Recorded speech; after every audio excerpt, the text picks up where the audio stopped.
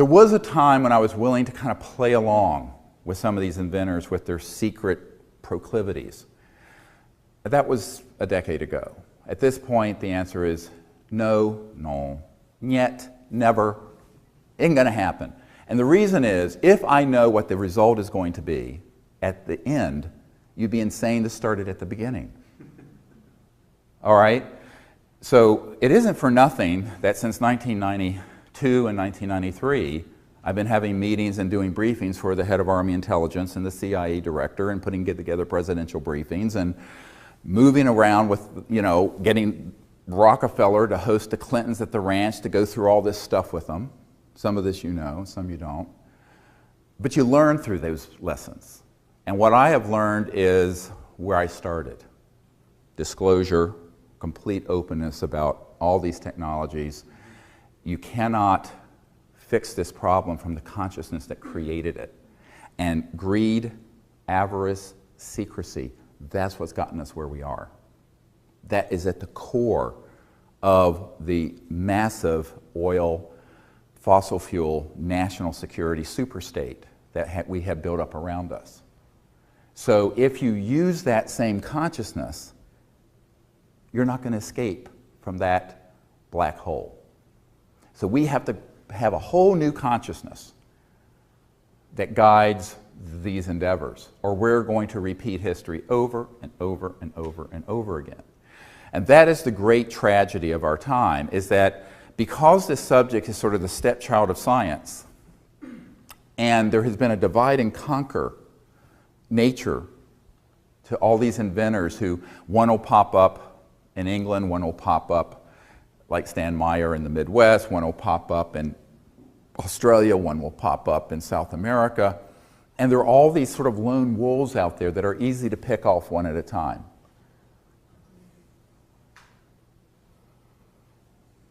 So we have to come together as a people and do this very overtly, not secretively, with a proper public involvement, because the public wants this. 99.9% of the people on planet Earth would benefit from this. There is a very, it's not the 1%, it's the 0.0000001% who would not benefit from this because they are the ones sitting atop the petrodollar system, the macroeconomic order, and particularly the fact that it is run, and everything we're using is run on a metered, linear energy source, even solar and wind. The big $2 billion solar farm being done out in the desert of California. I mean, that's a huge thing, but it's all centralized with a centralized utility. What happens when you have something that would fit on this table and it will run your house? Pulling energy from the quantum vacuum or the zero-point energy field. You don't need utilities. How many people have stock portfolios with utilities in them? Bye-bye. You don't need ExxonMobil. You don't need BP. You do not need coal. So there goes all of Australia's coal exports to China. Unnecessary. Don't need it. On and on and on and on it goes. So there would be an impact. But if we don't do it, the impact we're facing is 1,000 times worse, which is a geopolitical order where you're likely to see a war in the South China Sea over oil deposits, where we have this situation now in the Ukraine and Crimea and with Russian gas and Europe needing it, the Middle East conundrum, on it goes. So beneath that is a deeper crisis. True statistic, 48% of inhabitants of Earth do not have indoor plumbing. So the old saying, don't have a pot to pee in, literally 48% of the 7 billion people on Earth. So we have this growing disparity between the people who have things and those who do not.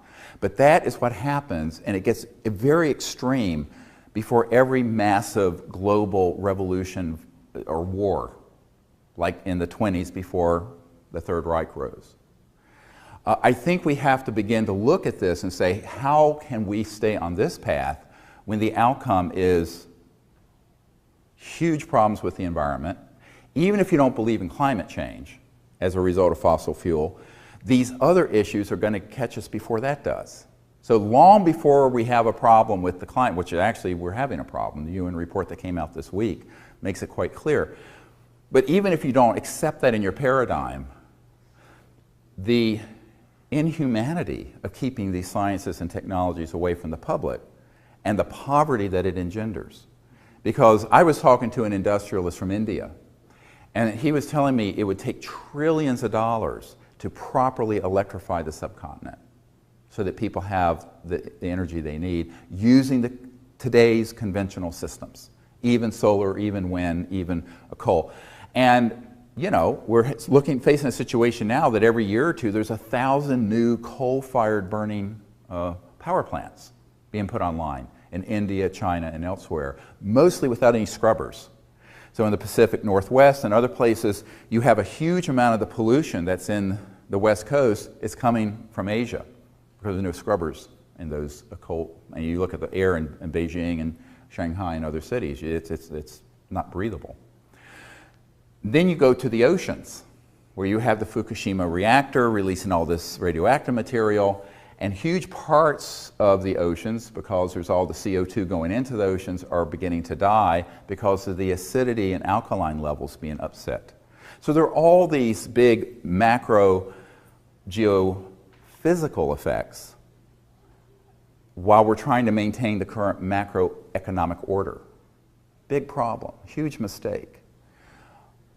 But who's going to fix it? This is really the crux of the problem. Now, many people have asked me, given the folks I've met with over the years, why doesn't someone do that? But see, everyone says that. My wife and I this week were just up in New York meeting with the head of a foundation. And the question came up frequently with people there, all of whom were incredibly wealthy. Well, why doesn't Bill Gates do it? Or why doesn't the president? It's always, why doesn't someone else? Of course, if you go to the president, he'll say, no way, Jose. And if you go to billionaire X and billionaire Y and billionaire Z, many of whom I've met with, they'll go, you know, one of them once said to me, we all want to be first to be second.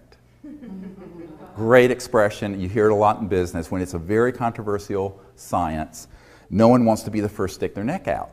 So this becomes then a leadership issue, which is what I've tried to provide some clarity to in my own humble way, being not a significantly wealthy or powerful person at all, but knowing what I know, try to share it with the public and try to create a momentum towards disclosure, not only of the fact that we're not alone in the universe, but that the secret behind these UFO propulsion systems and energy systems would give us an entirely new planet. Beautiful. But there are stakeholders who are very, very powerful who aren't happy about that. Now, you know, at the World Economic Forum at Davos a couple of months ago, it came out that there's about 17, they said 35, but it's actually more like 32, and the Swiss Institute said more like 17 people and corporations that those people control that have about the equivalent of the net worth of the lowest 50% of the world's population, which is true. And some of these folks I have met with and briefed over the years, and in fact very recently. As some of you may have heard, I can't go into any details about it, I was asked to go to an island in the last few months with about 120 world leaders and people from Goldman Sachs and McKinsey and Boston Consulting Group and various people, and I wasn't allowed to bring any assistance, or I could have brought my wife, but it was too, she didn't feel like she didn't like traveling so much, and so I went by myself, and it was daunting. Not because of who was there, but what the task was, because there were either people there who knew that this existed and were seething that I was on the agenda, or there were people who knew nothing about it and had no foundation for understanding it, and I had 45 minutes to discuss it. Now, you know, that's the nature of these kind of confabs, if you've ever been to any of those sort of things, but we made a lot of progress with that, because the head of this institute that hosts this event every year ended up asking us to take the Disclosure Project 2-hour DVD that has all, you know, dozens and dozens of these military witnesses, and also has the the presidential briefing document, the early ones that we put together, in there, embedded in a PDF file, and sent it to the top 50 people who were there. So, and that was just recently, or 30 people. So we're continuing that educational process. But time and time and time again, whether in LA, I was giving a talk to a group, and there were about 110 people there, but 12 of them were billionaires. And every single one of them would say, well, I wouldn't want to do something like this, but so-and-so might. And it's kind of like the little red hen, you know? Everyone would like to see this happen, nobody wants to do it. And so that, you know, it's kind of comical, and I kind of feel like, you know, Lawrence Rockefeller, back in '93, turned to me, or '94, 20 years ago, and he says, don't leave your medical career, because really no one's going to take any risks with something this controversial. And you know, you'll just end up being the court jester for a lot of the public and a lot of the elites. Not court jester, but you know, information or infotainment, but no one's really kind of stick their neck out on this because this is too heavy a lift. And I was appalled at his cynicism. And 20 years later, I go, you know, old guy was right. It's sort of a sad view of that situation. But ultimately, I have to take the view that we as a people can still do this. I'm the eternal optimist. You have to be if you're an emergency doctor. You know, you're working everything to save that 3-year-old child. And believe you can, and you can't do sometimes, and sometimes you can't. But that's the mindset of an emergency physician. And I think that what we have to look at is what does it take to do something wonderful for our children and our children's children. And it can't be the consciousness of what's in it for me. And that's, of course, the whole concept of venture capital and most technological plays. For example, here's a mistake many people have made. They come up with one of these systems, maybe it's a prototype that's only putting out 100 watts of, quote, free energy that's coming from the vacuum, i.e. over what's going into it. So say, there's 10 watts going in and 100 watts coming out. I know many people, there's a man at Lawrence Berkeley Labs who had done this. And they get approached by someone who says, oh, well, work with me, and we're a VC group, and here's $50 million for a startup. Guess what? Those folks are either shilling, they're fronting for the intelligence community, or they're sincere, but then someone comes in later with $5 billion and buys them out. I met with such a man not long ago at my home in Virginia, out at our farm, and he says, oh yeah, well, you know, $50 million wouldn't be a problem, but I would want to have control over the corporation and the technology. I said, I don't think that's really a good idea. Have you ever gone mano a mano with the national security state? He says, no, but I've done lots of, you know, apps and, you know, stuff. And, you know, he thought this was like coming out with a new iPhone app. So that's how little he understood about what we're facing here. And I said, well, the problem with that is, let me just ask you a question. If you put $50 million into that research and development program and came out with a prototype of something that would run people's homes, take them off the grid, self-sufficiency, lift the third world out of poverty in 3-4 years, 5 years at the most, with the way technologies can spread today in the world.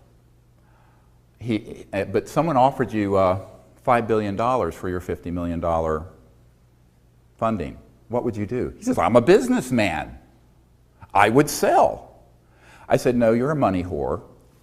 And you have just sold out the future of the world to another front organization that's going to bury it. Now, there's a term for this in our community that I use called black shelving.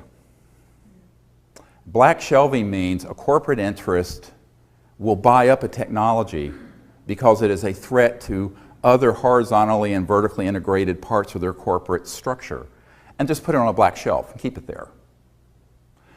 Now, there's a man who's a 747 pilot for United Airlines who's retired now, but he grew up with a gentleman who was inventing amazingly efficient carburetors in the 50s that were getting these heavy clunker cars, you know, those great big cars that were running and getting 80, 90 miles per gallon because of some of these electromagnetic things that he was in. Well, the auto companies and the oil companies kept buying him out.